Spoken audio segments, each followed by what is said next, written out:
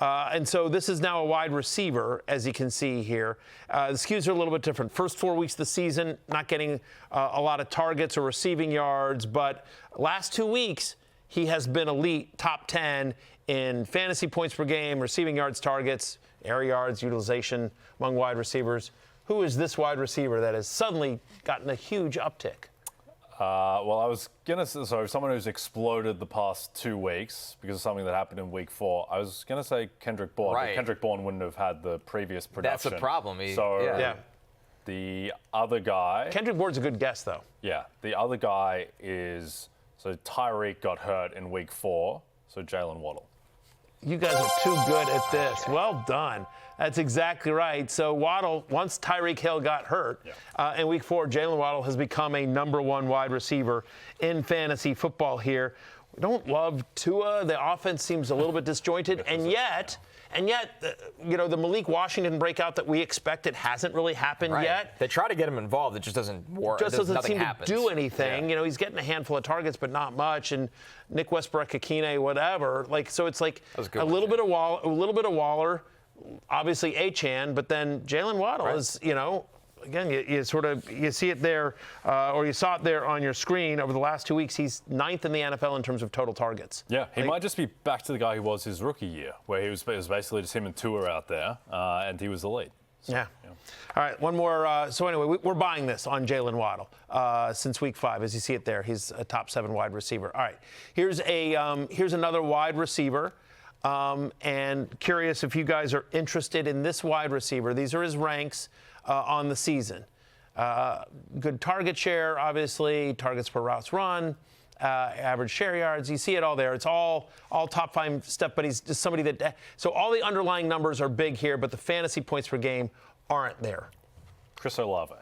Is this player healthy right now? No. The air yards – The air yards gives me Mike Evans vibes, but the fantasy points are so low. Give this man a cookie. It is Mike Evans. It is, in fact, Mike Evans, who we think comes back here. These are all his numbers before he got hurt, obviously. And so the point is that while the touchdowns weren't there, he's running a ton of routes, he's out there. He's Mike Evans, right? And just remember, Ibuka just kind of had those crazy games early in the season. Yep. And so I think, Mike, there's still a buy low opportunity on Mike Evans, who we expect back this week. He's going to practice this week. We'll see if he actually comes back. But, there's potentially an opportunity to get Mike Evans below draft day cost. And so I just think it'd be a little tougher just because somebody that's hung on to him throughout this entire injury and then dealing him. But, if you could still get him below top 15 wide receiver value, because I think he is that. Game is rigged. Yeah. It's not rigged. They don't get any right, so it's definitely not that's right. All right, we've got one last guy, and this is a tight end. See if you guys can figure this out. As you can once again, we have skewed the weeks here. So the first 2 weeks, this guy was a top 5 fantasy tight end, actually #1 in fantasy points per game. But since week 3, he's really fallen off. He's barely a top 20 tight end as well. And he's a lot of the underlying metrics aren't great as well. Are you buying this tight end? Who do you think this is? Is it our man Hunter Henry? It is not our man Hunter Henry. Oh, that's a great guess in terms of somebody that started hot and hasn't gotten there yet. Massive Juwan Johnson vibes. Yeah, based off the first 2 weeks. I haven't heard his name mentioned since. Yeah, it's not Juwan Johnson, but also really good. No. Well, it has been since the injury a not great run for the Kraftler.